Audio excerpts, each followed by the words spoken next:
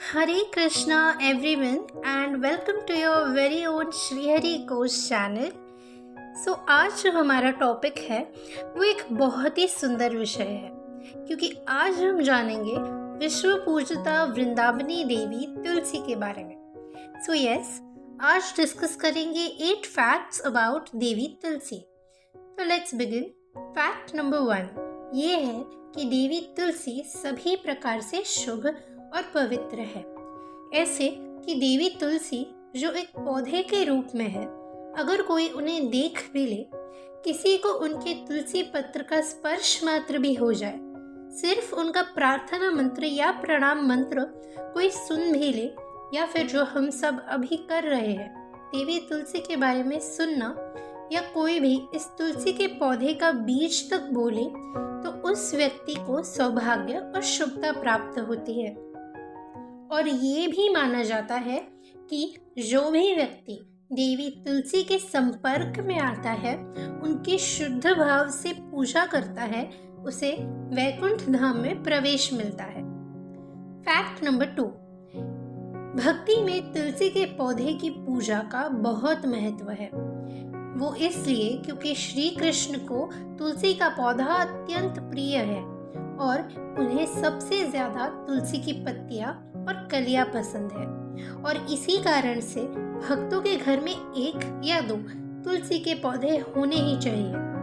फिर हमें देवी तुलसी के पौधे को प्रतिदिन जल देना चाहिए, उसे प्रणाम करना चाहिए और उसका अच्छे से ध्यान भी रखना चाहिए. फैक्ट नंबर 3 इज अबाउट तुलसी आरती. तो भारत में तुलसी को अपने आंगन में एक वेदी पर रखकर उसकी रोज आरती करना एक बहुत ही नॉर्मल सी बात है.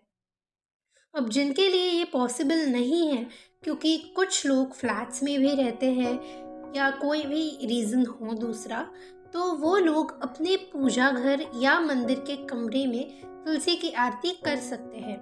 तुलसी के पौधे को अंदर लाने से पहले मंदिर का पर्दा लगा देना चाहिए, क्योंकि ऐसा कहा जाता है कि देवताओं के सामने तुलसी की पूजा नहीं की जानी चाहिए. अब तुलसी को पूजा घर के अंदर लाते वक्त 3 बार इस मंत्र का जप करना चाहिए. तो मंत्र ये है: वृंदाय तुलसी देव्ये प्रियाय केशवस्य च विष्णु भक्ति प्रदे देवी सत्यवत्याय नमो नमः.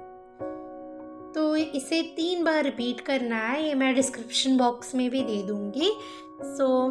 इसे 3 बार रिपीट करना है. फिर देवी तुलसी को मंदिर कक्ष के मध्य में एक टेबल पर स्थापित करके उनकी आरती करनी है.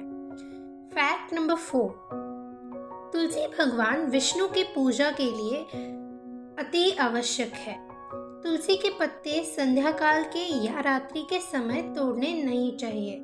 तुलसी के पत्ते काटने के लिए जो सिजर, जो कैंची हम यूज करते हैं, उसे इस काम के लिए अलग से ही रखना चाहिए.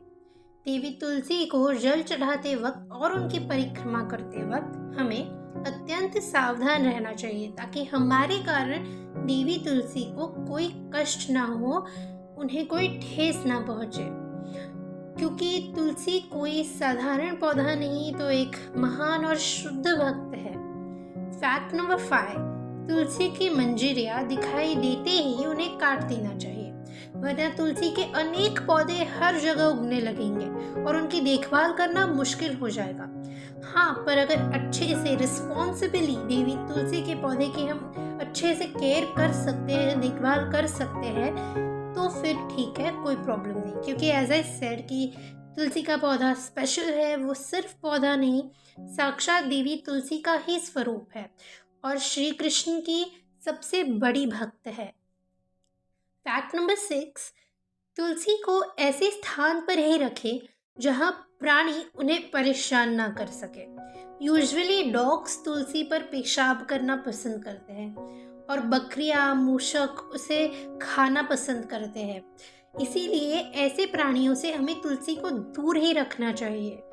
ऑल्सो तुलसी को गर्मियों की तेज धूप पसंद नहीं, इसीलिए उन्हें छाया में ही रखने का प्रयास करें. फैक्ट नंबर 7 तुलसी में औषधियों के गुण होते हैं.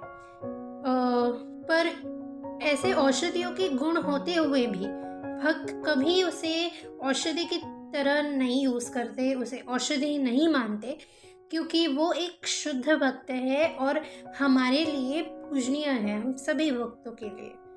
और last but not the least, fact number 8, तुलसी के पत्ते भक्ति पूर्वक विष्णु तत्व विग्रहों और चित्रों के चरण कमलों में अर्पित किए जाने चाहिए, अन्य किसी को नहीं। इसका ये अर्थ है कि तुलसी के पत्ते भगवान श्री कृष्ण, भगवान विष्णु, भगवान नरसिंह देव, भगवान चैतन्य, नित्यानंद प्रभु, अद्वैत प्रभु एक्सेट्रा एक्सेट्रा के चरणों में अर्पित करने चाहिए, बट राधा रानी, गदाधर पंडित, श्रीवास पंडित या संप्रदाय के आचार्यों के चरण कमलों में नहीं। सो ये थे 8 points on Devi Tulsi. I hope so कि आपको वीडियो पसंद आया हो, और अगर आपको वीडियो पसंद आया हो तो लाइक, शेयर और सब्सक्राइब कर देना। हरे कृष्णा।